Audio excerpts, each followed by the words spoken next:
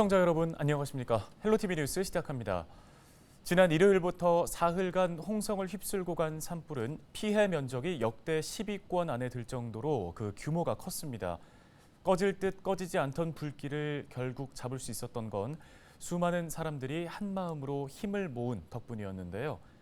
홍성 산불 진화의 숨은 조력자들을 만나고 왔습니다. 한범호 기자입니다. 소방관들과 함께 가장 먼저 산불 현장에 도착한 이정훈 씨. 의용소방대 경력 20년인 그에게도 이번 산불은 공포스럽게 다가왔습니다. 바람을 못 따라가는 거죠.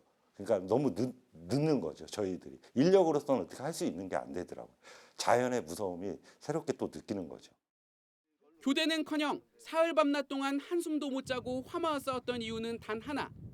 이웃의 보금자리 사수였습니다. 교대를 했으면 좋겠는데 지금 이제 우선은 이제 주민의 안전과 또 재산이 우선이잖아요. 그러다 보니까 불은 여러 군데서 한 번에 발생하고 그러면 교대할 시간이 없는 거죠. 산불은 꺼졌지만 그의 마음속엔 이웃을 향한 미안함과 고마움이 가득합니다. 죄송은 해요. 우리 그 지역민의 재산을 못 지킨 것에 대해서는 저희도 지키고 싶었죠. 근데 그게 좀 안 된 거에 대해서는 저희도 좀 안타깝게 생각하고 그 와중에서도 또 밥도 공짜로 해주시고 그다음에 음식도 해주시고 그다음에 커피도 무료로 나름 해주시고 이렇게 애쓰시는 우리 지역 주민들께도 감사하죠. 최전선 진화대원들의 든든한 지원군도 주민들이었습니다. 홍성 남당리 횟집 주인 전명란 씨와 가족들. 산불 이튿날부터 불이 꺼질 때까지 식사 6끼를 손수지어 무료로 제공했습니다. 저는 할 것이 이제 식당 하는 거니까 제가 할 게 봉사활동밖에 없더라고요. 나가서 불 끌 수도 없는 상황이고 하니까는 밥으로 해드리게 됐어요. 휴교 조치로 학교를 못 간 손주들까지 음식을 날랐고 이웃들도 식재료와 일손을 보탰습니다. 진화대원들은 이곳에서 굶주린 배를 채운 뒤 다시 산불 현장으로 향했습니다. 소방대원님들이 돈 내야 돼요? 뭐 적어야 돼요? 막 이렇게 하시더라고요. 어떤 소방대원님은 손주들한테 고마워 막 하고 빠이빠이 하고 가시더라고요. 나눔의 손길은 점점 늘어갔습니다. 너무 열심히 현장에서 일시고 계시구나 하고 하다가 목마르겠다, 커피 마시고 싶겠다, 단순히 그런 마음, 그리고 조금이라도 더 그 사람들한테 힘이 되어주고 싶다, 그래서 그냥 단순한 마음으로 한 거예요. 대원들에겐 단순한 커피 한 잔이 아닌 따뜻한 격려와 위로, 응원이었습니다. 먹을 거라든가 아니면은 따뜻한 차나 뭐 이런 것들을 많이 지원을 해주셔서 저희가 힘을 많이 얻어가는 부분이 있었죠. 모두의 간절함 때문이었을까? 좀처럼 사그라들지 않았던 불길은 53시간 만에 잡혔고 하늘에선 비가 내리기 시작했습니다. 헬로티비 뉴스 한보호입니다. 홍성군이 산불 피해 조사와 함께 본격적인 복구 작업에 들어갔습니다. 홍성군은 합동조사반을 구성해 분야별 세부 피해 조사를 9일까지 마친 뒤 조속한 재난 복구와 현장 수습을 추진할 계획입니다. 이와 함께 7일부터는 홍성군 서부보건지소에서 주민 진료 상담 지원센터를 운영하는데요. 또 산불로 재산 피해를 입은 주민들을 직접 찾아가 긴급 복지 생계비 신청을 받을 예정입니다. 대기질이 나빠지면서 충남에서 올해 들어 4번째 미세먼지 비상저감 조치가 7일 시행됐습니다. 이에 따라 충남도는 석탄발전소 9기의 가동을 멈추고 나머지 20기는 감축해 운영했습니다. 또 미세먼지 다량 배출 사업장 가동 시간을 줄이고 배출가스 5등급 노후 차량에 대한 운행 단속을 실시했습니다. 중국 북동부 지역에 황사가 유입되면서 미세먼지 농도는 다음 주 초까지 나쁨 수준을 보일 것으로 전망됩니다.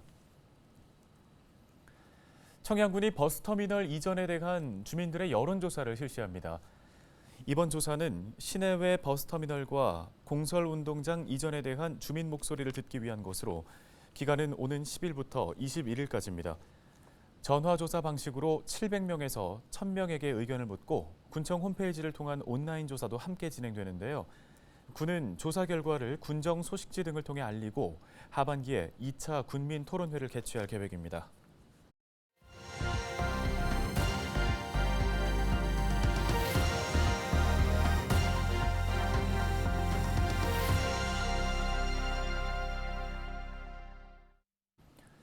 시골 학교의 폐교가 잇따르고 있는 가운데 경북에서는 작은 학교 자유학구제 운영으로 학령 인구 감소의 해법을 모색하고 있습니다.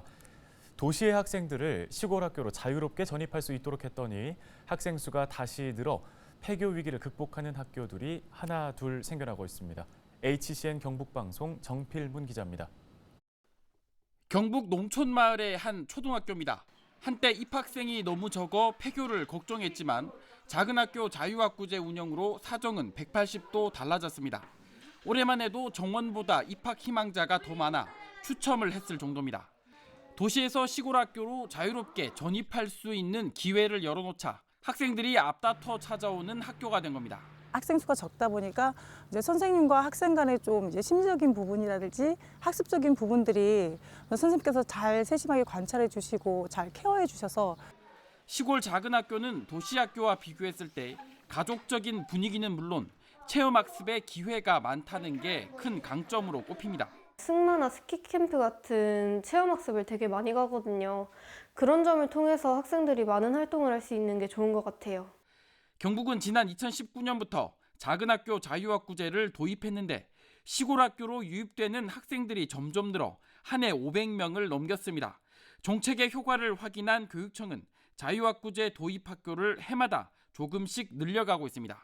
현재 읍면 시골 지역을 중심으로 운영되고 있는 작은 학교 자유학구제는 내년부터는 도심 지역 학교로까지 확대될 전망입니다.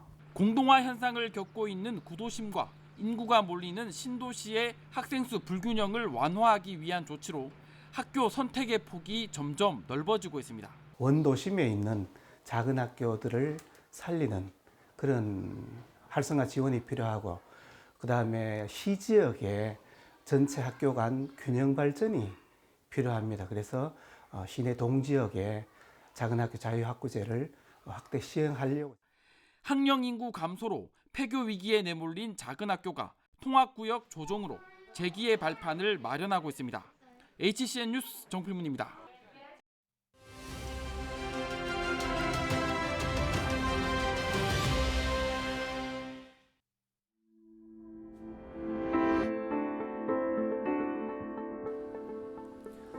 지난 5일 성남시 분당구에서 차와 사람이 지나다니는 다리에 보행로와 난간이 무너지면서 한 명이 숨지고 한 명이 크게 다치는 사고가 있었습니다.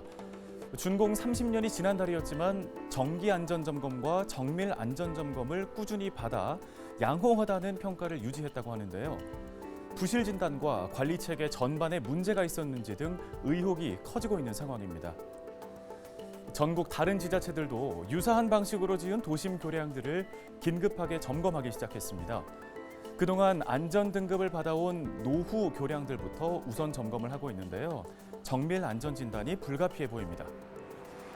전국엔 준공 30년이 지난 교량들이 7천여 개에 이릅니다.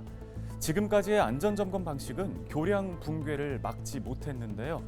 정밀하고 선제적인 안전 점검이 시급해 보입니다. 데일리 브리핑이었습니다.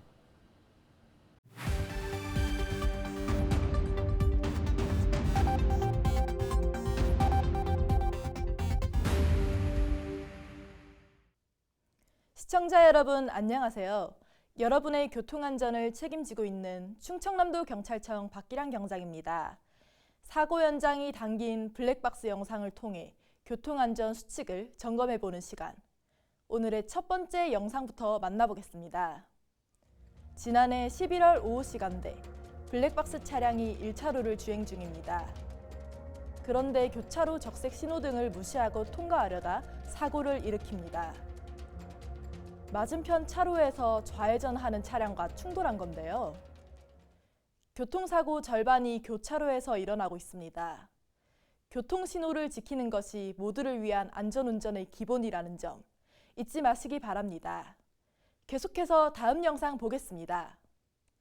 지난해 11월 저녁 시간대 금산의 한 도로, 블랙박스 차량이 구불구불한 내리막길을 주행 중인데요.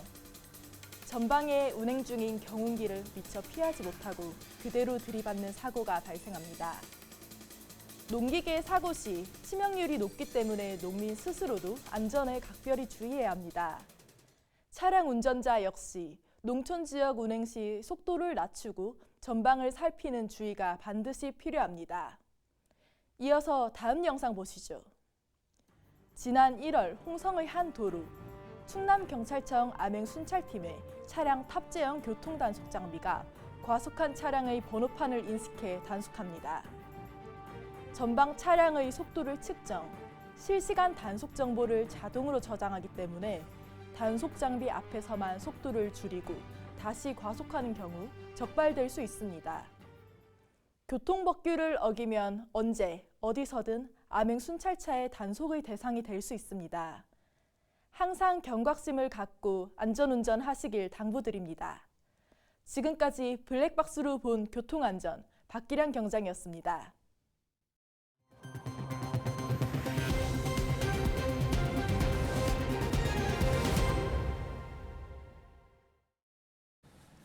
(7일) 새벽 1시 40분쯤 홍성 국리향 인근 바다에 기름이 유출돼 보령 해양경찰서가 긴급 방제에 나섰습니다. 기름은 국리향에 계류 중인 107톤 규모 부산 선적에서 유출된 것으로 확인됐으며 해경 출동 당시 해안가에는 약 200m의 기름띠가 퍼져 있는 상태였습니다. 해경은 오일 펜스를 설치하고 흡착제 등을 동원해 방제 작업을 실시한 뒤 정확한 사고 원인을 조사하고 있습니다. 오늘 저희가 준비한 소식 여기까지입니다. 함께해 주신 여러분 고맙습니다.